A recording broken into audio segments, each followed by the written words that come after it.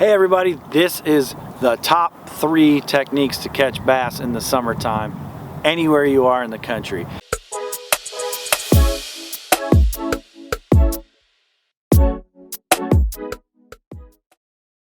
No matter where I am, whether it's down south on a reservoir or up north and on our natural bodies of water we have up here that are grass laden, these are 3 tactics that can go out and catch you fish no matter where in the summertime. I'm going to start off first with the ever popular drop shot.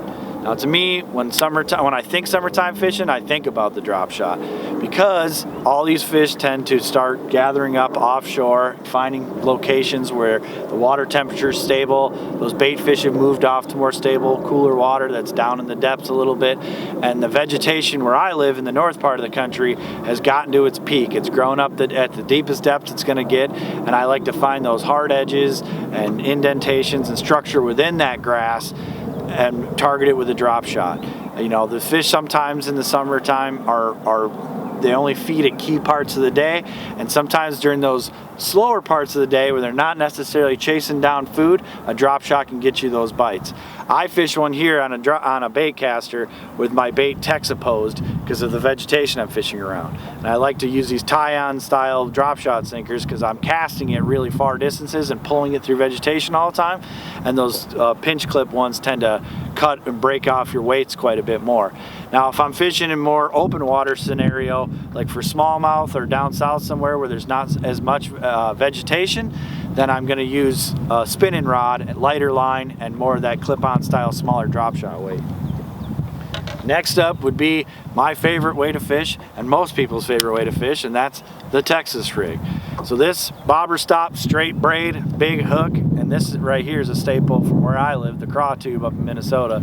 But you can use it with a worm. You can peg this weight further up here and use a swivel if you'd like and Carolina rig it. But a Texas rig with a worm or this style bait, which I consider part of the creature family even though it's more of a tube, are perfect for fishing vegetation or anywhere that you've got to get a Texaposed bait through it, whether it's a brush pile, things like that, where you can't have an exposed hook.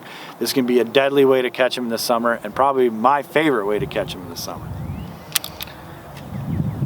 And the last one is something that if you put the time in and learn how to master, can be the most effective way to catch larger fish in those summer months. And that's a deeper diving crankbait. This one here is pretty small. This happens to be my confidence crankbait. The smaller forage that I have in the lake that I fish around here most of the time, this size crankbait matches up with that really well. And this bait does get a lot of depth out of it. But even those deeper crankbaits like the 6 and 8 XDs, the 10 XDs, the giant ones, the DT family from Rapala, DT 14s, 16s, 20s come into play in those summer months. Those fish are staged up offshore like I said, and if you can find and locate where those schools are on ledges, offshore structure of any type, getting a crankbait down in those depths, to me a key part of the summertime is getting that bottom contact with the crankbait. So find a depth, get a crankbait that's dives a little deeper than the depth you're actually fishing, so you can get that bottom contact and get the bait to deflect off cover down there. You will get more bites, and if you can dial in the crankbait bite in the summertime, you are going to have the biggest stringer of the day. So I always love to try and find him with a crankbait, but typically that doesn't work out as well for me all the time. So the drop shot, the first one I started with, is definitely the one when the bite's tough that gets me the bite. So those 3 techniques will get you bit in the summer. Go catch them.